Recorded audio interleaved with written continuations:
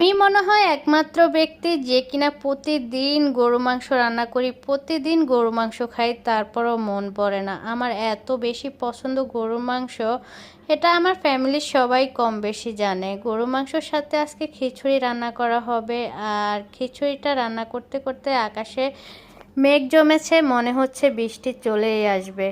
এটা দেখে মনটা ভরে গেল। একদিকে খিচুড়ি রান্না করা হচ্ছে, অন্যদিকে আকাশটা একটু মেঘলা মেঘলা করতেছে। আমি সব সময় খিচুড়ি রান্না করার আগে ডালটাকে আলাদা করে একটু ভুনা করে নিই। এতে করে আমার কাছে ডালের ভিতরে মশলাটা ঢুকে মনে হয় ডালটা ভালোভাবে সিদ্ধ হয়।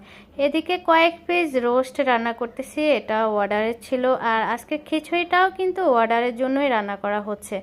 যারা খিচুড়িটা অর্ডার করছে তাদের কপালটা আসলে অনেক ভালো। একটা সময় আমি খিচুড়ি একদম পছন্দ করতাম না, কিন্তু যখন থেকে আমি ডেলিভারির কাজ শুরু করেছি খাবার নিয়ে, তখন থেকে রান্না করতে করতে আমারও এটা খুব পছন্দের তালিকায় চলে আসে। একদিকে খিচুড়ি রান্না করতেছি, অন্যদিকে বৃষ্টিটা চলে আসলো।